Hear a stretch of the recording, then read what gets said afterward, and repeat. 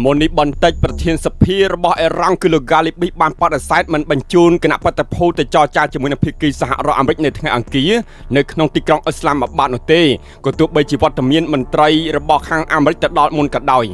លោក Galibi ក៏បានផ្ញើសារទៅដល់ភាគីសហរដ្ឋអាមេរិកគឺពិសេសគឺលោក Donald Trump នេះតែម្ដងថាអេរ៉ង់នៅមានស្លឹកបៀច្រើនណាស់សម្រាប់លេងផ្នែកយោធាជាមួយនឹងអាមេរិកនេះមានន័យថាអេរ៉ង់មិនព្រមចរចាជាមួយនឹងអាមេរិកនោះទេប្រសិនបើលក្ខខណ្ឌរបស់ខ្លួនមិនត្រូវបានបំពេញហើយអេរ៉ង់ត្រៀមឆ្លើយតបនឹងប្រើកម្លាំងយោធាដើម្បីកំណត់ទីតាំងសំខាន់ៗនៅក្នុងការដាស់សម្ពាធឲ្យលោក Donald Trump បន្តទៀត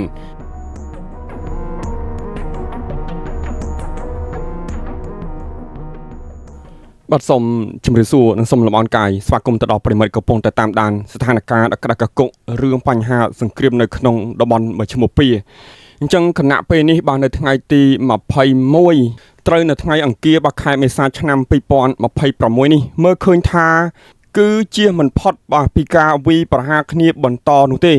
សម្រាប់ការពីថ្ងៃទី20មកគឺភាគីសហរដ្ឋអាមេរិកនិងភាគីប៉ាគីស្ថានបានចាំវត្តមានគណៈបដិភូរបស់អេរ៉ង់ទៅជួបចរចាគ្នាជុំទី2នៅក្នុងទឹកដីរបស់ប៉ាគីស្ថានប៉ុន្តែរហូតមកដល់ពេលនេះវត្តមានរបស់មន្ត្រីគណៈបដិភូរបស់អេរ៉ង់នឹងគឺអត់បានធ្វើដំណើរមកចរចាជាមួយនឹងអាមេរិកទេមានន័យថាអេរ៉ង់ប្រកាសទាត់ចោលការចរចាជុំទី2ជាមួយនឹងអាមេរិកហើយការដែលប្រកាសទាត់ចោលការចរចាជុំទី2វាស្មើនឹងការប្រកាសត្រៀមធ្វើសង្គ្រាមនៅពេលដែលបទច្បាញ់នៅយុគនេះត្រូវបានបញ្ចប់ផងដែរអញ្ចឹងសំណួរសួរថាតើអេរ៉ង់ក៏ទាមទារអ្វីពីអាមេរិកឥឡូវនេះរបត់ដែលអេរ៉ង់ក៏ទាមទារនោះគាត់ត្រូវធ្វើយ៉ាងម៉េចរក្សាស្លឹកបៀឲ្យធំជាងសហរដ្ឋអាមេរិកដោយការរក្សាស្លឹកបៀឲ្យធំជាងសហរដ្ឋអាមេរិកនោះគឺការមិនចូលតុចរចាបើយើងនិយាយឲ្យស្រួលស្ដាប់ទៅបើអ្នកឯងចង់ឲ្យខ្ញុំចូលតុចរចាតើតើអ្នកឯងនឹងផ្ដល់លក្ខខណ្ឌល្អលក្ខខណ្ឌដែលខ្ញុំចង់បានទើបខ្ញុំចូលតុចរចាហើយម្យ៉ាងវិញទៀតដើម្បីឲ្យខ្លួនចូលតុចរចាអាមេរិកត្រូវតែដកទណ្ឌកម្មទាំងអស់ចេញពីទឹកដីរបស់អេរ៉ង់អានឹងរឿងទី1ហើយរឿងទី2អាមេរិកត្រូវតែដកកងទ័ពចេញពីច្រកសមុទ្រមកផងដែរណែអញ្ចឹងគឺមិនទាន់បានចូលតុចរចាស្រួលមួផងអេរ៉ង់ក៏ដាក់លក្ខខណ្ឌឲ្យអាមេរិកមុនទៅហើយបាត់ទៅហើយមុនហើយបាត់ទៅហើយអ្វីដែលសំខាន់លើការចរចាបញ្ចប់សង្គ្រាមគឺបញ្ហាសារធាតុអ៊ូរ៉ានីញ៉ុមភាគីអាមេរិកទាមទារឲ្យអេរ៉ង់បោះចោលមិនមានវត្តមានទៀតទេនៅក្នុងទឹកដីរបស់អេរ៉ង់ប៉ុន្តែលោកម៉ូតាបាខាម៉ានីដែលជាទីជាតិច្បងទី2របស់លោកអាយ៉ាតុលាអាលីខាម៉ានីហ្នឹងគឺគាត់និយាយថា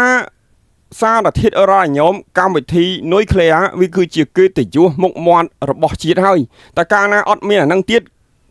អេរ៉ង់គឺគ្មាននោះទេគឺគ្មានអធិបតេយ្យភាពគ្មានការគោរពបូរណភាពទឹកដីរបស់ខ្លួននោះទេណាប្រិមត្តអញ្ចឹងអេរ៉ង់នឹងមិនផ្ទេរវាទៅកាន់ប្រទេសទី3ឡើយ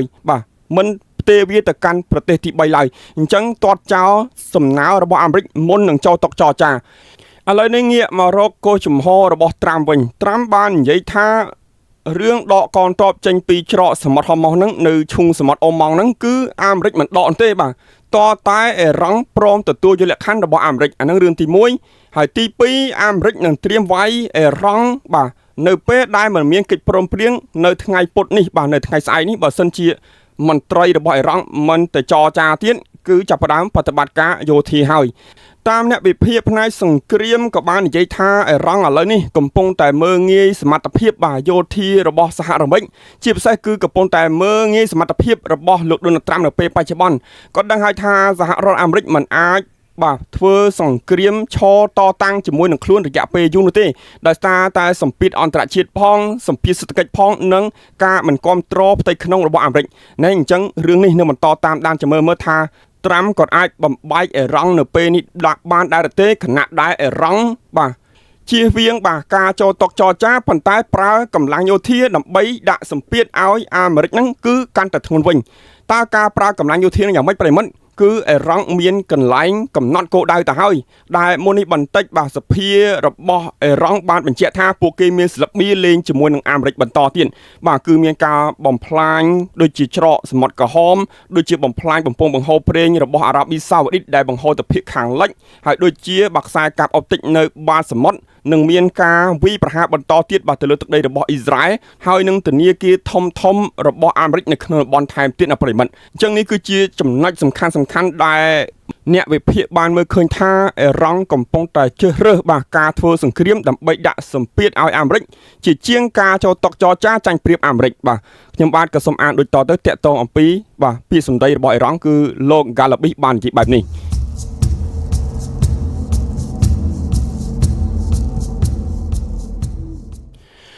បតាមប្រភពសារព័ត៌មាន Iran International បានបញ្ជាក់ថា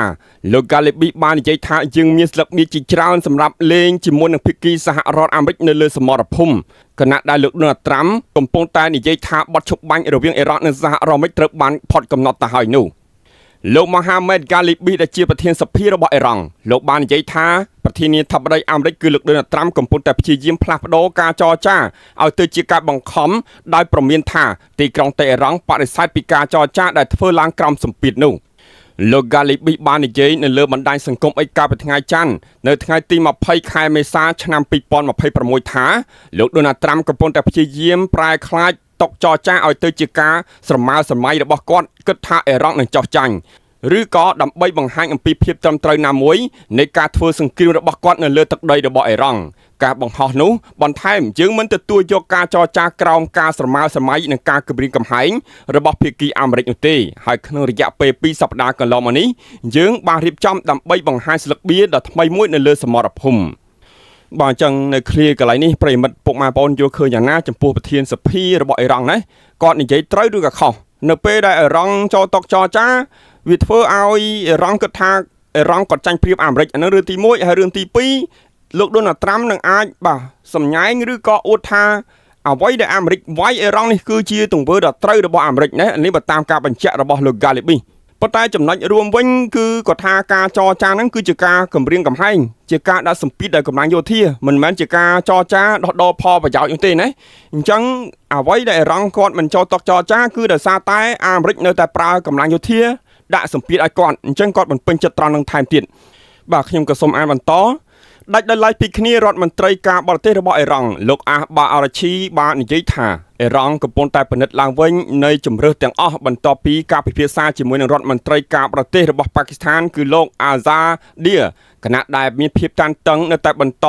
លើគ្រប់ខណ្ឌលើបទឈប់បាញ់រវាងអាមេរិកនិងប្រទេសអ៊ីរ៉ង់ក្រសួងការបរទេសរបស់អ៊ីរ៉ង់បាននិយាយថាប្រទេសនេះកំពុងតែពិចារណាគ្រប់ទិដ្ឋភាពទាំងអស់ហើយនឹងសម្រេចចិត្តលើជំហានបន្តរបស់ខ្លួនគណៈដែលបន្តពិភាក្សាយោបល់ក្រសួងបានថ្លែងអំណរគុណទៅដល់ប៉ាគីស្ថានចំពោះការយាល័យដ៏ល្អនិងការសម្រុះសម្រួលរបស់ខ្លួនបន្ថែមទៀតហើយបានចោទប្រកាន់អាមេរិកថាបានធ្វើឲ្យខូចខាតទៅដល់ការទូតនិងសកម្មភាពញុះញង់អំពីការរំលោភបទច្បាញ់រួមទាំងការគម្រាមកំហែងប្រឆាំងនឹងនាវាពាណិជ្ជកម្មរបស់អ៊ីរ៉ង់នៅពេលបច្ចុប្បន្នថែមទៀតបាទអញ្ចឹងនៅឃ្លាកន្លែងនេះគឺរដ្ឋមន្ត្រីការបរទេសរបស់អ៊ីរ៉ង់ហ្នឹងគាត់ក៏លើកអំពីហេតុផលដែលចាប់កប៉ាល់ដឹកទំនិញរបស់អ៊ីរ៉ង់ដែលចេញមកពីកំពង់ផែរបស់ប្រទេសចិនបាទកាលពីថ្ងៃទី19ចូលដល់ថ្ងៃទី20ដែរប៉ុន្តែភាគីអាមេរិកនៅក្នុងចំណុចនេះបានបញ្ជាក់ថាកប៉ាល់ហ្នឹងគឺជាកប៉ាល់ដឹកទំនិញវត្ថុធាតុដើមផ្នែកគីមីដែលធ្វើឲ្យអ៊ីរ៉ង់ហ្នឹងអាចយកទៅបង្កើតកាំជ្រួចហើយនឹងអាវុធបានអញ្ចឹងហើយបានជាអាមេរិកគាត់កាក់ទុកបាទគាត់កាក់ទុកអានេះបើតាមការបញ្ជាក់ពីភាគីរបស់អាមេរិកហើយសម្រាប់បាទការចាប់កប៉ាល់របស់អ៊ីរ៉ង់នេះប្រិមត្តណាមិនមែនត្រឹមតែគម្រាមអ៊ីរ៉ង់នោះទេកប៉ាល់ដឹកទំនិញដែលជាប់ផលប្រយោជន៍រវាងចិននិងអ៊ីរ៉ង់ឥឡូវមួយចំនួនអត់ហ៊ានឆ្លងកាត់ទេបាទអត់ហ៊ានឆ្លងកាត់នោះទេអ្នកណាខ្លាំងអ្នកណាគាត់មានខ្សែមានការសម្រុះសម្រួលគាត់អាចឆ្លងកាត់បាការត្រួតពិនិត្យរបស់អាមេរិកបានឬក៏គាត់បន្លំអញ្ចឹងទៅគាត់ធ្វើចរាចរណ៍ពេលយប់ហើយគាត់លើកទង់ជាតិប្រទេសផ្សេងអញ្ចឹងទៅប៉ុន្តែឥឡូវនេះកប៉ាល់មួយចំនួនដែលចេញពីកំពង់ផែចិនចូលទៅកាន់ទឹកដីរបស់អ៊ីរ៉ង់ហ្នឹងកំពុងតែមានការខ្លាចបាទមានការខ្លាចមួយចំនួនណាប្រិមិត្តមិនមែនទាំងអស់នោះទេបាទខ្ញុំក៏សូមអានបន្តទៀតក្រសួងការបរទេសរបស់ប៉ាគីស្ថានក៏បានបញ្ជាក់ថាបណ្ដាការទូតនៅតែបើកចំហទោះបីជាមានភាពមិនប្រកបប្រជាលើកិច្ចចរចាជួបបន្ទាប់រវាងទីក្រុងវ៉ាស៊ីនតោននិងទីក្រុងតេហេរ៉ង់ក៏ដោយមុននេះប្រធានាធិបតីអាមេរិកគឺលោក Donald Trump បាននិយាយថាលោករំពឹងថាចន្លោះពេលបទឈប់បាញ់ជាមួយនឹងភាគីអ៊ីរ៉ង់នឹងជិតផុតនេះគឺល្ងាចនៅថ្ងៃពុធម៉ោងនៅទីក្រុងវ៉ាស៊ីនតោនដោយបន្ថែមថាវាទំនងជាមិនទាស់នោះទេហើយលោកក៏សង្ឃឹមថាភាគីអ៊ីរ៉ង់នឹងចូលតុចរចា សម្រាប់ប្រធានាធិបតីអាមេរិកគឺលោកដូណាល់ត្រាំឯនោះវិញក៏បានបន្តដឹងថាសហរដ្ឋអាមេរិកនឹងមិនដកការរដ្ឋបិទលើផ្លូវរបស់ខ្លួនកំពុងតែដាក់គំនាបទៅលើផែនរបស់អ៊ីរ៉ង់នោះទេរហូតដល់កិច្ចព្រមព្រៀងមួយត្រូវបានសម្រេចជាមួយនឹងទីក្រុងតេរ៉ង់ចំពេលមានភាពមិនប្រកបប្រជាបន្តអំពីការចរចាជុំថ្មីនិងដើម្បីបញ្ចប់សង្គ្រាមដែលបានកើតឡើងលោកត្រាំបានសរសេរនៅលើវេទិកាប្រព័ន្ធផ្សព្វផ្សាយទ្រុសសររបស់គាត់ថាការបិទផ្លូវបានចាប់ផ្ដើមកាលពីសប្តាហ៍មុនគឺគោលបំណងកំពុងតែបំផ្លាញអ៊ីរ៉ង់ទាំងស្រុងដោយបន្ថែមថាប្រទេសរបស់លោកកំពុងតែឈ្នះនៅក្នុងចំនួននេះហើយភាគច្រើនការអធិប្បាយរបស់លោកបានកើតឡើងអំឡុងពេលបទជបាញ់ជាបណ្ដោះអាសន្នរវាងអាមេរិកនិងអ៊ីរ៉ង់នឹងត្រូវបានបញ្ចប់នៅថ្ងៃពុធនេះប៉ុន្តែមិនមានភាពប្រកបប្រជាថាចរចាសន្តិភាពជុំទី2បន្តទៅមុខនៅក្នុងទឹកដីរបស់ប៉ាគីស្ថានឬក៏យ៉ាងណាសម្រាប់ទីភ្នាក់ងារសារព័ត៌មានរបស់អ៊ីរ៉ង់ឯនោះវិញប្រទេសអ៊ីរ៉ង់បាននិយាយថាកាលពីថ្ងៃអាទិត្យមកម្លេះប្រទេសរបស់ពួកគេបានបដិសេធមិនចូលរួមកិច្ចចរចាជុំទី2នៃកិច្ចចរចាសន្តិភាពរវាងអាមេរិកនិងអ៊ីរ៉ង់នោះទេទីភ្នាក់ងារនេះបានបង្ហោះថាអ៊ីរ៉ង់ពិតជាអវត្តមានរបស់ខ្លួននៅក្នុងកិច្ចចរចាជុំទី2កើតចេញពីអ្វីដែលខ្លួនហៅថាគឺជាការទាមទារហួសហេតុពីទីក្រុងវ៉ាស៊ីនតោននិងការរំពឹងទុកមិនប្រកបនិយមនិងការផ្លាស់ប្ដូរជំហរអត់ឈប់ឈរនិងភាពផ្ទុយគ្នាម្ដងហើយម្ដងទៀតនឹងតាក់ទងអំពីការដាក់ពង្រាយកងទ័ពជើងទឹកនៅតាមតំបន់បិទច្រកសមុទ្រហមុសនោះបាទអញ្ចឹងកន្លែងនេះគឺវាពិបាកដែរប្រិមិត្តនិងពុកម៉ែបងប្អូនអ៊ីរ៉ង់បាននិយាយថាទី1សហរដ្ឋអាមេរិកអត់មានចំហច្បាស់លាស់នោះទេម្ដងចេះម្ដងចោះណាអានេះបើតាមខាងភាគីអ៊ីរ៉ង់គាត់និយាយប្រិមិត្តអញ្ចឹងមួយអានឹងរឿងមួយហើយរឿងមួយទៀតនោះគឺគំនិតផ្ទុយគ្នាចតុកចរចាម្ដងណាក៏អាមេរិកមិនដែលធ្វើសម្បទានឲ្យបាទអ៊ីរ៉ង់ដែរណាទោះមានការធ្នូជាលុយក៏ដោយប៉ុន្តែលក្ខខណ្ឌដែលចំណុចសំខាន់ស្លាប់រស់របស់អ៊ីរ៉ង់ហ្នឹងគឺអាមេរិកមិនយកមកដោះស្រាយនោះទេអត់យកមកកែសម្រួលនោះទេគឺកំណត់យ៉ាងម៉េចត្រូវតែធ្វើអញ្ចឹងអានេះបើតាមភាគីអ៊ីរ៉ង់គាត់បាននិយាយបាទអញ្ចឹងប្រិមិត្តនិងពុកម៉ែបងប្អូនបានសម្ដាប់នៃវោហារសាស្ត្ររបស់មេដឹកនាំធំរបស់អ៊ីរ៉ង់ហើយអញ្ចឹងលោកម៉ូតូបាគាត់អត់និយាយទេគាត់ឲ្យពាក្យហ្នឹងគឺទៅខាងប្រធានសភាគឺលោកហ្គាលីប៊ីហ្នឹងនិយាយជំនួសគាត់ថាអ៊ីរ៉ង់ឥឡូវនេះគាត់ចង់ធ្វើអីគោលដៅគឺចង់ធ្វើអីបន្តទៀតណាឥឡូវនេះគាត់និយាយថាគាត់អត់ចូលតុកចរចានោះទេប៉ុន្តែបើប្រើកម្លាំងយោធាគាត់មានរបៀបលេងជាមួយនឹងអាមេរិកណែចំណែកឲ្យត្រាំវិញដាក់អសន្នវត្តផុតថ្ងៃពុធនេះបាទនៅថ្ងៃពុធនេះបើអត់មានកិច្ចព្រមព្រៀងអ្វីនោះកើតឡើងនោះទេអាមេរិកនៅតែបិទច្រកសមុទ្រហមុសដដែលហើយនឹងបើកការវិប្រហារយកតែម្ដងបាទអញ្ចឹងប្រិមិត្តនិងពុកម៉ែបងប្អូនយល់ឃើញយ៉ាងណាចំពោះយុទ្ធសាស្ត្ររបស់អ៊ីរ៉ង់បាទពន្យាពេលការចរចាជាការដាក់សម្ពាធបាទទៅលើភាគីអាមេរិកដែលប្រើកម្លាំងយោធាទប់ទល់ឆ្លើយតបទៅវិញហើយនឹងបង្ហាញថាខ្លួននេះបាទមានភាពមាំឬក៏ធន់នៅក្នុងសង្គ្រាមណាមិនចោះញោមជាមួយនឹងភាគីសហរដ្ឋអាមេរិកនោះទេអញ្ចឹងចាំមើលព្រឹត្តិការណ៍នៅថ្ងៃអង្គារឈានដល់ថ្ងៃពុធនេះនឹងមានអ្វីកើតឡើងហើយសហរដ្ឋអាមេរិកប្រើកម្លាំងយោធាដែរឬទេបាទចឹងខ្ញុំបាទក៏សូមបញ្ចប់ព័ត៌មានត្រឹមនេះសង្ឃឹមថារបស់ប្រិយមិត្តនឹងទទួលបានព័ត៌មានដែលក្តីរីករាយបាទសូមអរគុណសូមជម្រាបលា